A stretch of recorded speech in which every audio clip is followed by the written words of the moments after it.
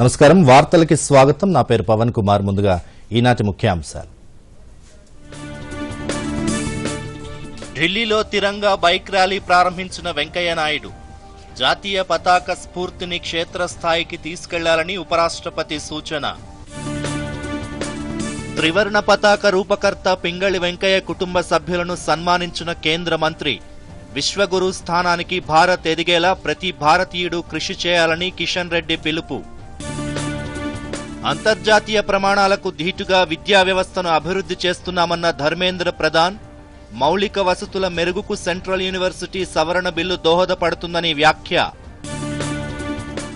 పేదలకు పైసా ఖర్చు లేకుండా సొంతింటి కలను నెరవేరుస్తున్నామన్న హరీష్ రావు గజ్వేల్ నియోజకవర్గం నాగిరెడ్డిపల్లిలో లబ్ధిదారులకు డబుల్ బెడ్రూమ్ పత్రాల అందజేత స్వాతంత్ర వజ్రోత్సవాల వేడుకల లోగోను ఆవిష్కరించిన కె కేశవరావు ఈ నెల 8 నుంచి 2 వారాల పాటు రాష్ట్ర వ్యాప్తంగా ప్రత్యేక కార్యక్రమాలు యూనివర్సిటీల్లో మౌలిక సదుపాయాల కల్పన అత్యంత ముఖ్యమన్న గవర్నర్ తమిళిసై త్వరలోనే వర్సిటీల్లో సమస్యల పరిశీలనకు క్షేత్రస్థాయిలో పర్యటిస్తానని వెల్లడి వివరాలు చూద్దాం హర్ ఘర్ తిరంగా పేరిట పార్లమెంట్ సభ్యుల బైక్ ర్యాలీని ఉపరాష్ట్రపతి వెంకయ్యనాయుడు జెండా ఊపి ఢిల్లీలో ప్రారంభించారు ఆజాదీ కా అమృత్ మహోత్సవ్ ఉత్సవాల్లో భాగంగా ఈ ర్యాలీ రెడ్ ఫోర్ట్ నుంచి విజయ్ చౌక్ వరకు కొనసాగింది ఈ సందర్భంగా ఉపరాష్ట్రపతి మాట్లాడుతూ జాతీయవాద భావనే భారతదేశ అస్తిత్వం అనే విషయాన్ని ప్రతి ఒక్కరూ గుర్తుంచుకోవాలన్నారు స్వాతంత్ర్య సంగ్రామం అనంతరం జాతి నిర్మాణం మువ్వన్నెల జెండా పోషించిన పాత్ర స్ఫూర్తిదాయకమని వెంకయ్యనాయుడు అన్నారు పార్లమెంట్ సభ్యులు కేంద్ర మంత్రులు ఈ స్ఫూర్తిని క్షేత్రస్థాయికి తీసుకెళ్లే బాధ్యతను భుజస్కంధాలపై వేసుకోవాలని పిలుపునిచ్చారు హర్ ఘర్ తిరంగా కార్యక్రమాన్ని విజయవంతం చేయాల్సిన బాధ్యత ప్రతి భారతీయుడిపై ఉందని వెంకయ్యనాయుడు చెప్పారు ఈ తిరంగా ర్యాలీలో కేంద్ర మంత్రులు అనురాగ్ ఠాకూర్ కిషన్ రెడ్డి ప్రహ్లాద్ జోషి పలువురు పార్లమెంట్ సభ్యులు పాల్గొన్నారు इसलिए this precious moments must remind us of countless sacrifice देश का एकता के लिए आजादी के लिए जो महानुभावों ने कुर्बानी दिया अपना जीवन त्याग किया इन महानुभावों का हम सब लोग इस समय पे याद रखना है और याद करना है और हमारा बच्चों को याद दिलाना है के युवा जोश को दिखाती है तिरंगा यात्रा एक और संदेश देती है कि आज की पीढ़ी प्रणाम करती है सच्ची श्रद्धांजलि देती है स्वतंत्रता सेनानियों को जिन्होंने भारत को आजादी दिलाई थी और ये विश्वास दिलाती है कि हम देश की एकता अखंडता बनाए रखने के लिए एकजुट रहेंगे देश को आगे बढ़ाएंगे और तिरंगे की आन बान शान को बनाए रखेंगे ये भी विश्वास दिलाते हैं कि ये जो तिरंगा है ये चंद गज का कपड़ा नहीं तिरंगा 130 करोड़ भारतीयों को एकजुट रखता है तिरंगा यात्रा सांसदों का मंत्रियों का केंद्र सरकार की ओर से राजनीतिक पार्टी से उठकर ये कार्यक्रम हुआ है बहुत बढ़िया कार्यक्रम हुआ है हिस्टोरिक रेड फोर्ट से लेके वो विजय चौक तक जाना देश के लिए एक गौरव का विषय है ये साल 15 अगस्त को जो देश भर में हर घर तिरंगा का कार्यक्रम होना उसको सफल बनाने के लिए सभी लोगों से मैं प्रार्थना करता हूं इस कार्यक्रम को सफल बनाइए पर राष्ट्र का हर नागरिक इस बात का उत्सव मना रहा है कि एक तरफ हिंदुस्तान 75 साल आजादी के एक उत्सव के रूप में मना रहा है दूसरी ओर प्रधानमंत्री जी का आह्वान है कि आगामी 25 साल संकल्पों से भरा हो कर्तव्य निष्ठा से भरपूर हो और अपेक्षाओं पे हर हिंदुस्तानी के खरा उतरे ये प्रयास हम सब हिंदुस्तानियों का भारतीयों का हो రాష్ట్రాలు క్రీడల అభివృద్ధి కోసం మౌలిక సదుపాయాల కల్పనలో ముఖ్య భూమిక పోషించాలని కేంద్ర సమాచార ప్రసార శాఖ మంత్రి అనురాగ్ ఠాకూర్ అన్నారు ఈ రోజు పార్లమెంట్లో మాట్లాడుతూ క్రీడల అభివృద్ధికి కేంద్ర ప్రభుత్వం కట్టుబడి ఉందని తెలిపారు క్రీడల్లో డోపింగ్ మహమ్మారిని నిర్మూలించడానికి యాంటీ డోపింగ్ ఏజెన్సీని నేషనల్ డోపింగ్ టెస్టింగ్ ల్యాబ్లను కేంద్ర ప్రభుత్వం ఏర్పాటు చేసిందని పేర్కొన్నారు తొలిసారి చెస్ ఒలింపియాడ్ నిర్వహించి ప్రపంచ దేశాల దృష్టిని భారత్ ఆకర్షించిందని మంత్రి పేర్కొన్నారు క్రీడలు రాష్ట్రాలకు సంబంధించిన అంశమని దీనికి సంబంధించి క్రీడాకారులను తీర్చిదిద్దడంలో హర్యానా చక్కటి పాత్ర పోషించిందని కొనియాడారు ఇదే స్ఫూర్తిని మిగిలిన రాష్ట్రాలు క్రీడల అభివృద్ధికి కృషి చేయాల్సిన అవసరం ఎంతైనా ఉందని అనురాగ్ ఠాకూర్ అన్నారు डोपिंग स्पोर्ट्स पर हुई थी ये 2003 में हुई थी जिसको भारत ने सहमति जताई और यूनेस्को की इंटरनेशनल कन्वेंशन जो डोपिंग के विषय को लेकर थी डोपिंग इन स्पोर्ट को लेकर थी 2005 में उसके हम सिग्नेटरी हैं और 2007 में हमने इसको रेटिफाई करने का काम किया था नवंबर में। इसके बाद पिछली बार जब कॉमनवेल्थ गेम दिल्ली में हुए उससे पहले यहाँ पर रूल्स रेगुलेशन बने, नेशनल डोपिंग टेस्टिंग लैब की स्थापना हुई और लगातार कई वर्षों तक इस पे काम भी हुआ, लेकिन स्टैट्यूटरी बॉडी बने, हमारे यहाँ पर कानूनी प्रक्रिया उसको हो, कोई एक्ट यहाँ पर बने, उसकी एक कमी देखने को मिलती थी। जबकि दुनिया के 30 देशों में इसको पूरा किया गया था, तो भारत भी उन देशों में दुनिया भर में आएगा जहाँ पर इसको स्टैट्यूटरी संविधान यहाँ पर बन पाएगा। भारत आज ऐसी स्थिति में है कि कॉमनवेल्थ खेल के बाद जब कॉमनवेल्थ गेम्स का यहाँ पर आयोजन हुआ, उसके बाद कुछ और बड़े इवेंट्स का आयोजन हुआ। मैं आज की अगर बात करूं तो भारत जहां से चेस की शुरुआत हुई, शतरंज के खेल की शुरुआत हुई, यहां से वो पूरी दुनिया भर में गया, लेकिन चेस ओलंपियाड कभी भारत में नहीं हुआ। आपको मुझे बताते हुए प्रसन्नता हो रही है कि दुनिया के 187 देश भाग ले रहे हैं और चेस ओलंपियाड 44वां चेस ओलंपियाड भारत में महाबलीपुरम में हो रहा है। విశ్వగురు స్థానానికి భారత్ ఎదిగేలా ప్రతి భారతీయుడు కృషి చేయాలని కేంద్ర మంత్రి కిషన్ రెడ్డి పిలుపునిచ్చారు. త్రివర్ణ పతాక రూపకర్త పింగళి వెంకయ్య కుటుంబ సభ్యులను ఆయన సన్మానించారు. గతేడాది నుంచి ఆజాదీ కా అమృత్ ఉత్సవాల్లో భాగంగా ఎన్నో కార్యక్రమాలు చేపట్టినట్లు వివరించారు. దేశం అన్ని రంగాల్లో అభివృద్ది చెందాలన్నారు. త్యాగ పురుషుల కలలను సఫలీకృతం చేయడానికి అందరూ కలిసికట్టుగా పనిచేయాలన్నారు. ఆగస్టు 15న ప్రతి ఇంటిపై జాతీయ జెండా ఎగరవేయాలని కిషన్ రెడ్డి కోరారు. జాతీయ జెండా నిర్మాతగా పింగళి వెంకయ్యను గతంలో ఎవరూ పట్టించుకోలేదని, ప్రధాని మోదీ ప్రభుత్వం ఆయన్ని ప్రత్యేకంగా గుర్తించిందన్నారు.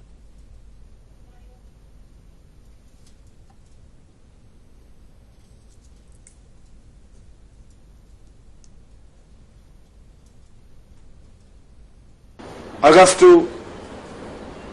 15వ తేదీ 75వ స్వాతంత్ర దినోత్సవంలో మనము అడుగు పెట్టబోతా ఉన్నాం. ఆ రోజు అనేక కార్యక్రమాలు దేశవ్యాప్తంగా నిర్వహిస్తా ఉన్నాం. దీనికి ముందు ఆ రోజు జాతీయ పతాకాలు ప్రతి ఇంటి పైన 15th ఆగస్టు రోజు ఎగరాలనేది ఈరోజు ప్రజల ఆకాంక్ష. త్రివర్ణ పతాకానికి రూపకల్పన చేసినటువంటి మన తెలుగు బిడ్డ పింగళి వెంకయ్య గారి యొక్క జన్మదిన ఉత్సవాలు కూడా జరపాలి. వారి యొక్క స్ఫూర్తి, వారి జ్ఞాపకాలను ప్రజల ముందుకు తీసుకురావాల్సినటువంటి బాధ్యత ప్రభుత్వం మీద ఉన్నదన్నటువంటి విషయాన్ని మేము గ్రహించి పింగళి వెంకయ్య గారు జన్మించినటువంటి గ్రామానికి వెళ్లాను.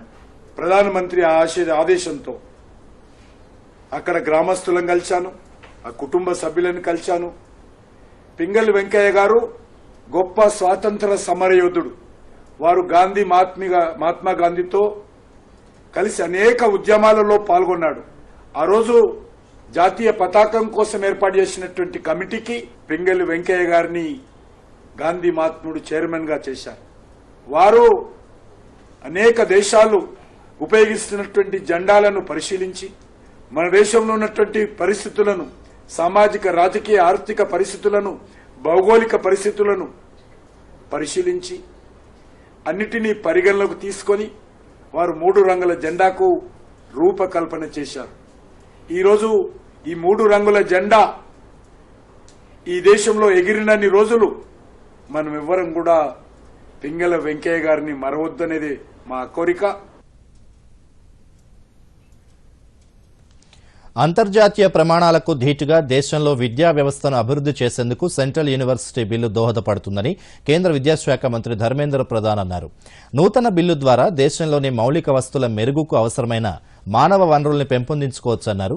కేంద్రీయ విశ్వవిద్యాలయాల సవరణ బిల్లుపై చర్చ సందర్భంగా లోక్సభలో ఆయన మాట్లాడుతూ రైల్వే, రోడ్డు, వాటర్వేస్, ఏవియేషన్ తదితర రంగాల్లో మౌలిక సదుపాయాల ఆధునీకరణకు నూతన విద్యా విధానం ఎంతగానో ఉపయోగపడుతుందన్నారు.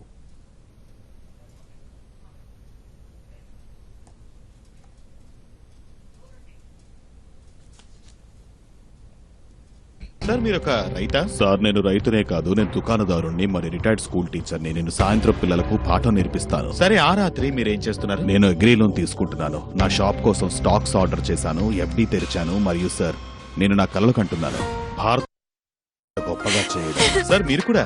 కెనరా బ్యాంక్ అందిస్తుంది AI1 all in one banking super app. 250కి పైగా ఫీచర్లతో చేయబడిన బ్యాంకింగ్ మరియు మరెన్నో సేవా సౌకర్యాలు. మీ కలల సాకారం మా యాప్ తో.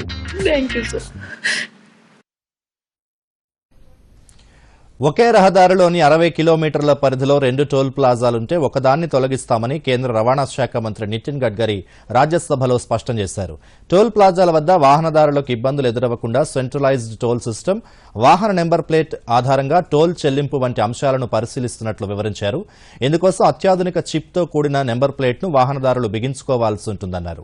వాహనదారులకు ఇబ్బందులు కలగకుండా టోల్ చెల్లింపు జరగాలన్నదే ప్రభుత్వ ఉద్దేశమన్నారు.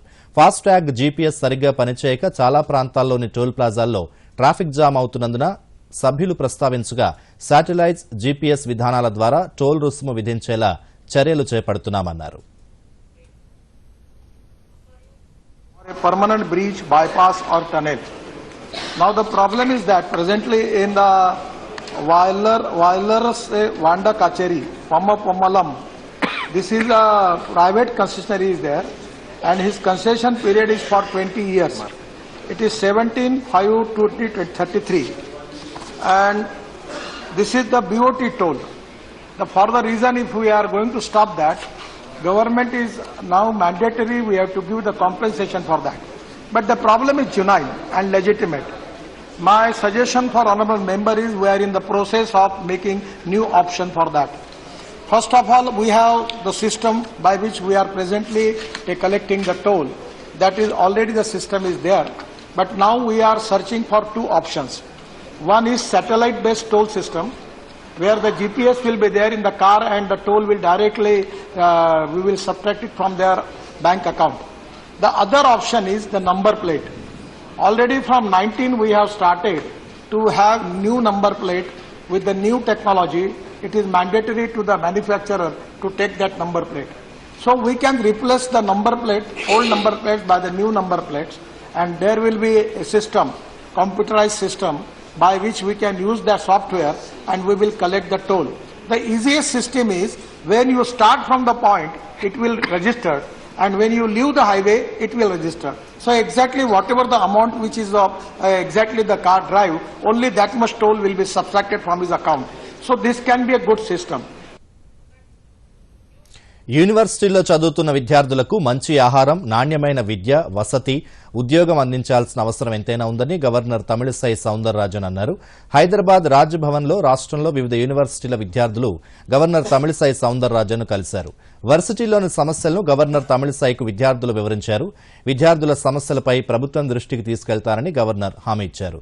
యూనివర్సిటీల్లో మౌలిక సదుపాయాలు కావాలని విద్యార్థులు అడుగుతున్నారని గవర్నర్ అన్నారు. విద్యార్థులు జాబ్ సీకర్స్ మాత్రమే కాదు, జాబ్ క్రియేటర్స్ కూడా అని గవర్నర్ మెచ్చుకున్నారు. 75 ఏళ్ల స్వాతంత్ర ఉత్సవాల సందర్భంగా హర్ ఘర్ తిరంగాలో భాగంగా ఆన్లైన్ ఎస్సే రైటింగ్ కాంపిటీషన్ నిర్వహిస్తున్నట్లు గవర్నర్ తమిళిసై తెలిపారు. Announced an essay competition, online essay competition. So you can take part in that. We are going to select 75 students from that competition, and we are going to reward them, and we are going to bring that as a book, because that is your vision. India as a century, celebrating in 75 to 100 years, how our India should be, the vision.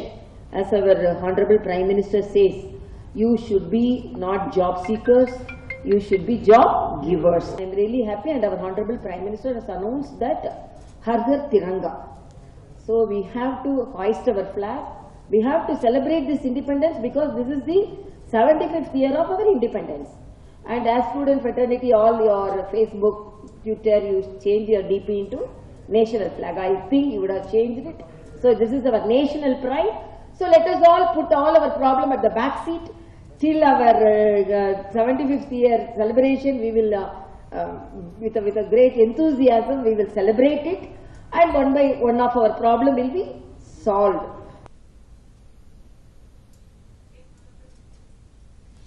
మేడ్చల్లో 50 పడకల MCh దవాఖానాకు కార్మిక శాఖ మంత్రి మల్లారెడ్డితో కలిసి మంత్రి హరీష్ రావు శంకుస్థాపన చేశారు.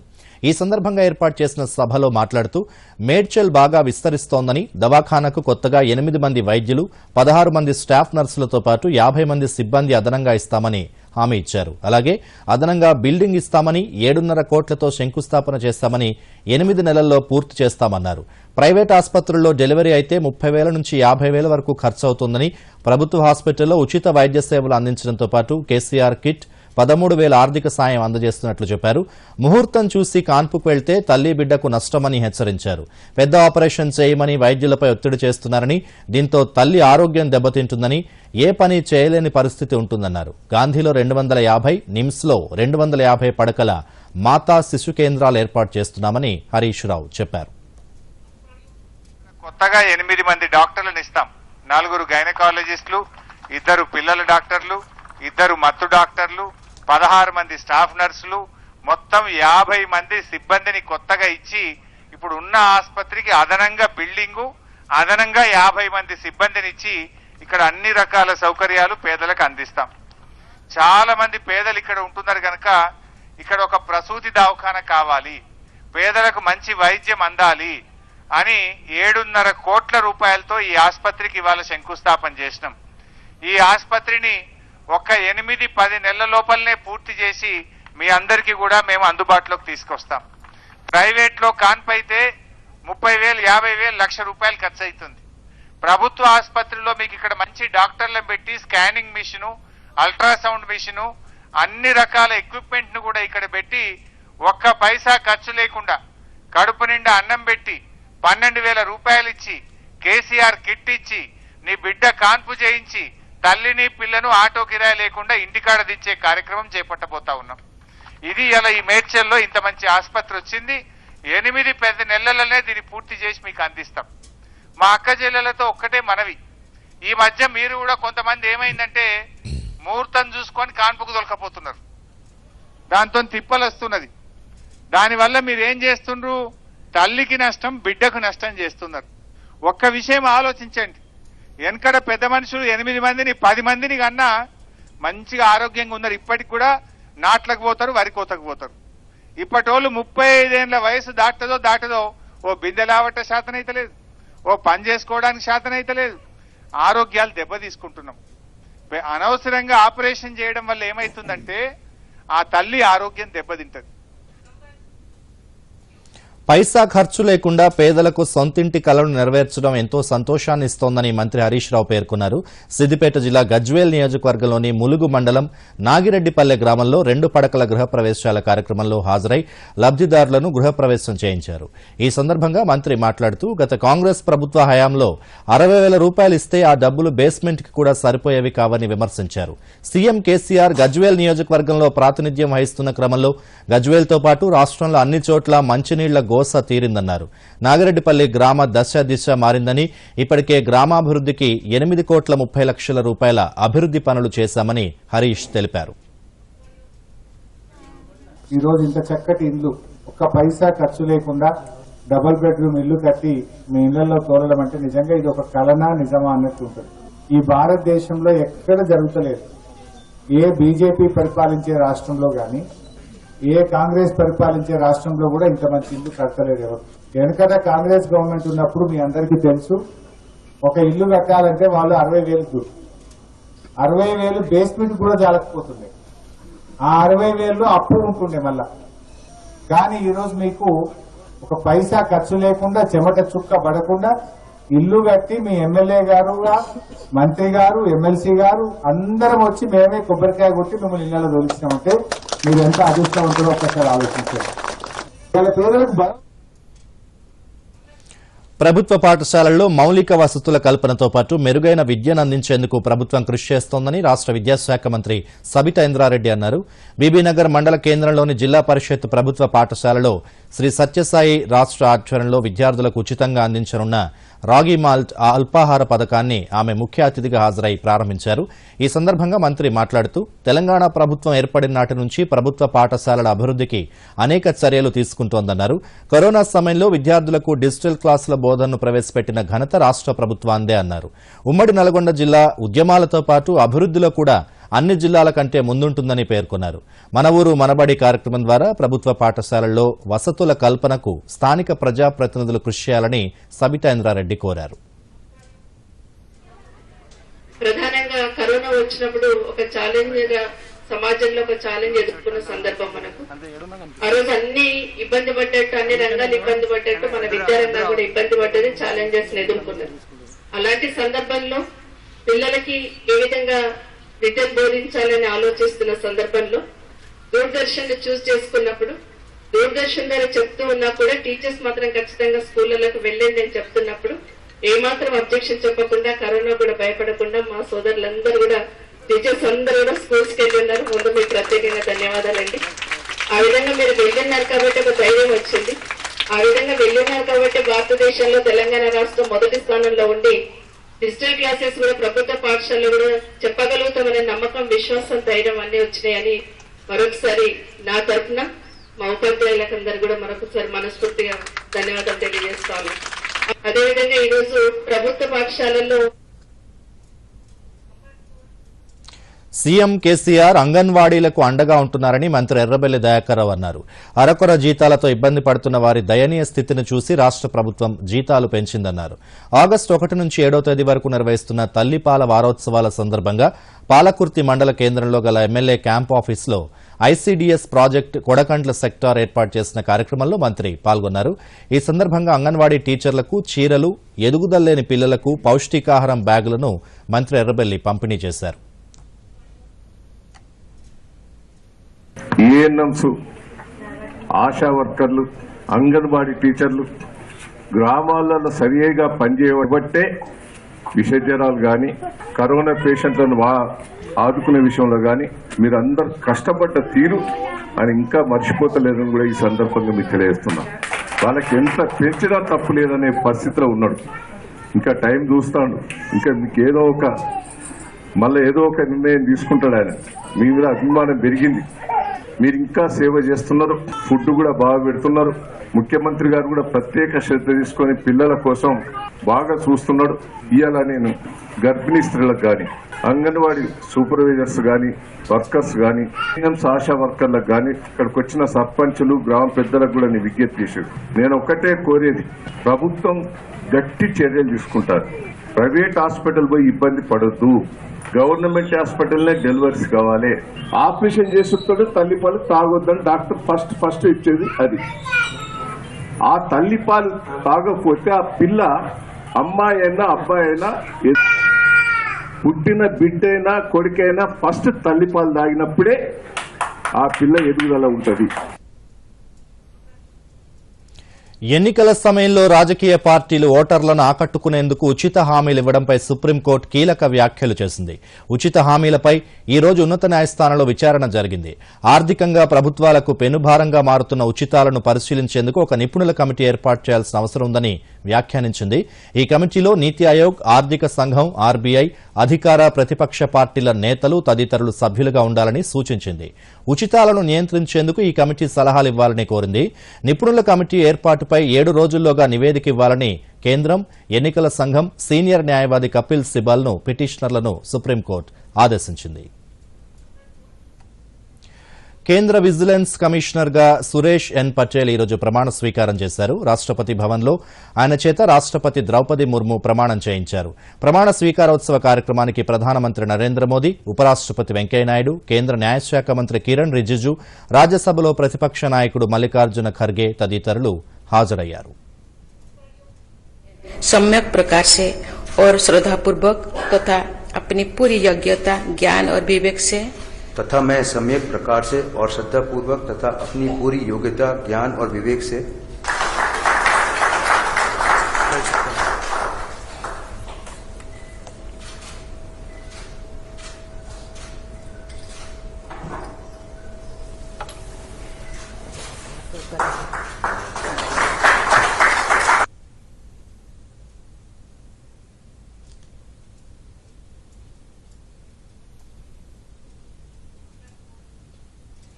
తమ పార్టీలో చేరే నాయకులకు సముచిత స్థానం కల్పిస్తామని బీజేపీ రాష్ట్ర అధ్యక్షుడు బండి సంజయ్ అన్నారు.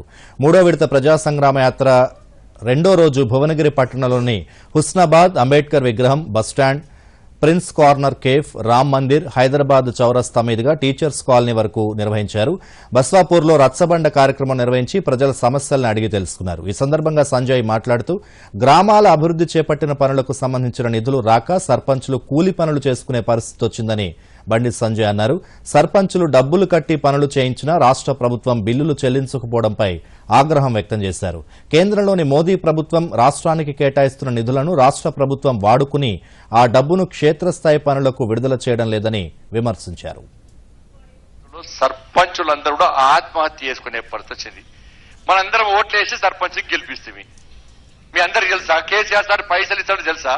మనం ఏమంటున్నా, నాకు ఓట్లేసి సర్పంచ్ సాబ్ నిన్ను గెలిపించినావు, మాకు రోడై మాకు మోరి కట్టు అంటారు లేదా? ఇల్లు ఇస్తాను ఇల్లు ఏడేస్తారు సర్పంచ్లు. అప్పల పనులు పెట్రోల్ బంక్ లో పని చేసుకుంటారు సర్పంచ్లు, కూలి పని చేసుకుంటారు సర్పంచ్లు. ఊర్లో శ్మశాన వాటికలు కట్టుమని 3 సార్లు పైసలు ఇచ్చిండు. 3 సార్లు 10 లక్షల రూపాయలు ఇచ్చిండు, 11 లక్షల రూపాయలు ఇచ్చిండు. 3 సార్లు శ్మశాన కట్టమని సర్పంచ్ అందరూ ఏం చేశారు? నువ్వు కాంట్రాక్టర్ విషయాలు కట్టా, తొందరగా కట్టా. 3 సార్లు పైసలు ఇచ్చిండా? అవి గ్యారంటీ పైసలు 3 సార్లు ఇచ్చేది. కట్టా అంటే ఎన్ఆర్జీఎస్ కింద ఇస్తే సర్పంచ్ ఎంపీడీలో కట్టించారు. కండక్టర్ తో మాట్లాడి కట్టించారు. కట్టినాక 3 సార్లు పైసలు కేసీఆర్ ఇవ్వాలి కదా, ఇస్తలేడు. రైతు వేదికలకు 10 లక్షల రూపాయలు ఇచ్చినాం, ఇస్తలేడు. డంపింగ్ పైసలు ఇచ్చినాం, 3 సార్లు ఇచ్చింది, ఇస్తలేడు. పల్లె ప్రకృతి వనాన్ని పైసలు ఇచ్చినాం, ఇస్తలేడు. గ్రామ పంచాయతీ భవనాల పైసలు ఇచ్చినాం, ఇస్తలేడు. పైసలు 3 సార్లు ఇచ్చిండు. కేసీఆర్ సార్ జేబులు నింపుకున్నాడు. దేశంలో కాంగ్రెస్ పార్టీ అంతరించిపోతోందని హుజూరాబాద్ ఎమ్మెల్యే ఈటెల రాజేందర్ అన్నారు. 50 ఏళ్లకు పైగా అధికారంలో ఉన్న కాంగ్రెస్ పార్టీ ఎందుకు కనుమరుగవుతోందో తెలుసుకోకుండా ఇతర పార్టీలపై విమర్శలు చేయడం సరికాదన్నారు. రాజగోపాల్ రాజీనామా చేస్తానంటే మునుగోడు ప్రజలు సంబరపడుతున్నారని, ఉప ఎన్నిక వస్తే సమస్యలు తీరుతాయని భావిస్తున్నారని పేర్కొన్నారు. బీజేపీ రాష్ట్ర కార్యాలయంలో మీడియాతో మాట్లాడారు ఈటెల. టీపీసీసీ అధ్యక్షుడు రేవంత్ రెడ్డిపై విమర్శలు గుప్పించారు. రాజగోపాల్ రెడ్డి కాంగ్రెస్ కు రాజీనామా ప్రకటించగానే రేవంత్ రెడ్డి చేసిన వ్యాఖ్యలు దారుణంగా ఉన్నాయని ఈటెల రాజేందర్ అన్నారు. ఇంకా మర్చిపోయినట్టు కనబడతలేదు. ఎప్పుడు కూడా ఒక వ్యక్తి ఎదుగుతున్నప్పుడు సంస్కారవంతంగా ఓ పద్ధతి ఉండాలి. కాంగ్రెస్ పార్టీ ఆయన ఇంత కష్టపడుతున్నా ఈ రాష్ట్రంలో అధికారం రాబోతుందని చెప్పి అనుకున్నప్పటికీ కూడా రిజల్ట్ వస్తలేదు. ఆ నిస్పృహలో, ఆ నిరాశలో ఇవాళ ఆయన మాటలు నాడు కనపడతా ఉంది. ఇక్కడ ఇష్యూ రేవంత్ రెడ్డిది కాదు. ఇక్కడ ఇష్యూ మేము అనేక సభలు చెప్తా ఉన్నాం. దేశంలో అంతరించిపోతున్న పార్టీ కాంగ్రెస్ పార్టీ. మేము మాటలు చెప్తే అది అంతరించిపోదు. లేని దాన్ని చెప్తే ప్రజలు విశ్వసించరు. అది సత్యం. ఇవాళ సత్యం. 100 సంవత్సరాల చరిత్ర కలిగిన కాంగ్రెస్ పార్టీ అని చెప్పుకునే వాళ్ళు ఈ దేశంలో 75 సంవత్సరాల అమృత మహోత్సవాలు జరుపుకుంటున్నటువంటి ఈ దేశంలో 50 సంవత్సరాల పైబడి అధికారాన్ని చెలాయించిన పార్టీ కాంగ్రెస్ పార్టీ. అలాంటి కాంగ్రెస్ పార్టీ ఎందుకు కనుమరుగైతుందో వాళ్ళు శోధించుకోవాల్సి ఉన్నది. అది మర్చిపోయి ఇతర పార్టీల నాయకుల మీద భారత స్వాతంత్ర వజ్రోత్సవ దిసప్తాహ వేడుకలకు సంబంధించిన లోగోను ఉత్సవాల committee chairman K Keshava Rao Ravindra భారతిలో ఆవిష్కరించారు. ఈ సందర్భంగా ఆయన మాట్లాడుతూ ఈ నెల 8న ఉత్సవాలు ప్రారంభమై 22న ఎల్బీ స్టేడియంలో ముగింపు వేడుకలు నిర్వహించనున్నట్లు పేర్కొన్నారు. ఉత్సవాల నిర్వహణకు తెలంగాణ ప్రభుత్వం పగడ్బందీ ఏర్పాట్లు చేసిందన్నారు. అన్ని థియేటర్లలో మహాత్మాగాంధీ చిత్రాన్ని ప్రదర్శించనున్నట్లు పేర్కొన్నారు. 15 రోజుల పాటు రాష్ట్రమంతటా చారిత్రక ప్రదేశాల్లో విద్యుద్దీప అలంకరణలు చేస్తామన్నారు. రవీంద్ర భారతిలో 15 రోజుల పాటు సాంస్కృతిక కార్యక్రమాలు, ఫ్రీడమ్ పోటీలు, ఏఆర్ రెహమాన్, యేసుదాసులతో మ్యూజికల్ నైట్ నిర్వహించనున్నట్లు వెల్లడించారు. రాష్ట్రంలో 1,20,00,000 జాతీయ జెండాల పంపిణీ చేరున్నట్లు కేకే వివరించారు. లోగో చూస్తూ ఉంటే మన దేశ పతాకాన్ని మరి ధర్మాన్ని సూచిస్తున్న ధర్మచక్రం మన దీంట్లో కూడా పతాకంలో ఉంటుంది. మరి తెలంగాణకి ప్రతీకగా కాకతీయ గేటు పెట్టి ఏది అడంబరాలు పోకుండా మొట్టమొదటి లోపలనే ఈ 75 సంవత్సరాల ఏదైతే వజ్రోత్సవాల్ని చేపట్టామో అది 400 సంవత్సరాల మన దేశ చరిత్రను ఎటువంటి త్యాగాలతో నిండుకున్న దేశ చరిత్ర. క్రీడా విశేషాలు చూస్తే కామన్వెల్త్ గేమ్స్ లో వెయిట్ లిఫ్టింగ్ లో భారత్ కు మరో పతకం దక్కింది. Weight lifter love Preet Singh 109 కేజీల విభాగంలో కాంస్య పతకాన్ని సాధించాడు. మెన్స్ 109 కేజీల విభాగంలో పోటీ పడిన లవ్ ప్రీత్ సింగ్ ఓవరాల్ గా 355 కేజీల బరువు ఎత్తి 3వ స్థానంలో నిలిచాడు. కామన్వెల్త్ క్రీడలో ఇప్పటికే భారత్ 5వ స్వర్ణం దక్కించుకోగా వెయిట్ లిఫ్టింగ్ పురుషుల 96 కేజీల విభాగంలో భారత్ కు చెందిన వికాస్ ఠాకూర్ రజతం సాధించాడు. భారత్ ఇప్పటివరకు మొత్తం 13 పతకాలు సొంతం చేసుకుంది. అందులో 5 స్వర్ణాలుండగా 4 రజతాలు 4 కాంస్య పతకాలు ఉన్నాయి. వాతావరణం రాగల 24 గంటల్లో రాష్ట్రంలో పలు జిల్లాల్లో తేలికపాటి నుంచి మోస్తారు వర్షాలు కురుస్తాయని వాతావరణ శాఖ తెలిపింది. హైదరాబాద్, మేడ్చల్, మల్కాజ్గిరి, రంగారెడ్డి తదితర జిల్లాల్లో తేలికపాటి నుంచి మోస్తారు వర్షాలు కురిసే అవకాశాలున్నాయని వాతావరణ శాఖ అధికారులు వెల్లడించారు. ఉత్తర దక్షిణ భారత ప్రాంతాల మధ్య 900 మీటర్ల ఎత్తున గాలులతో ఉపరితల ద్రోణి ఏర్పడిందని వాతావరణ శాఖ తెలిపింది. ఛత్తీస్గఢ్ నుంచి తెలంగాణ మీదుగా శ్రీలంక సమీపంలోని కోమరిన్ ప్రాంతం వరకు విస్తరించిందని వాతావరణ శాఖ అధికారులు వెల్లడించారు.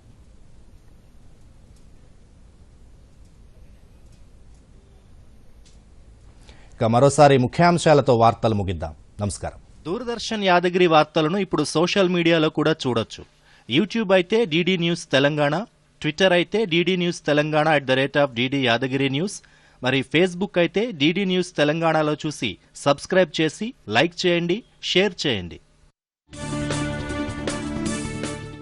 ఢిల్లీలో తిరంగా బైక్ ర్యాలీ ప్రారంభించిన వెంకయ్య నాయుడు జాతీయ పతాక స్ఫూర్తిని క్షేత్రస్థాయికి తీసుకెళ్లాలని ఉపరాష్ట్రపతి సూచన. త్రివర్ణ పతాక రూపకర్త పింగళి వెంకయ్య కుటుంబ సభ్యులను సన్మానించిన కేంద్ర మంత్రి. విశ్వగురు స్థానానికి భారత్ ఎదిగేలా ప్రతి భారతీయుడు కృషి చేయాలని కిషన్ రెడ్డి పిలుపు. అంతర్జాతీయ ప్రమాణాలకు ధీటుగా విద్యా వ్యవస్థను అభివృద్ధి చేస్తున్నామన్న ధర్మేంద్ర ప్రధాన్. మౌలిక వసతుల మెరుగుకు సెంట్రల్ యూనివర్సిటీ సవరణ బిల్లు దోహదపడుతుందని వ్యాఖ్య. పేదలకు పైసా ఖర్చు లేకుండా సొంతింటి కలను నెరవేరుస్తున్నామన్న హరీష్ రావు. గజ్వేల్ నియోజకవర్గం నాగిరెడ్డిపల్లిలో లబ్ధిదారులకు డబుల్ బెడ్రూమ్ పత్రాల అందజేత. స్వాతంత్ర వజ్రోత్సవాల వేడుకల లోగోను ఆవిష్కరించిన కె కేశవరావు. ఈ నెల 8 నుంచి 2 వారాల పాటు రాష్ట్ర వ్యాప్తంగా ప్రత్యేక కార్యక్రమాలు. యూనివర్సిటీల్లో మౌలిక సదుపాయాల కల్పన అత్యంత ముఖ్యమన్న గవర్నర్ తమిళిసై. త్వరలోనే వర్సిటీల్లో సమస్యల పరిశీలనకు క్షేత్రస్థాయిలో పర్యటిస్తానని వెల్లడి.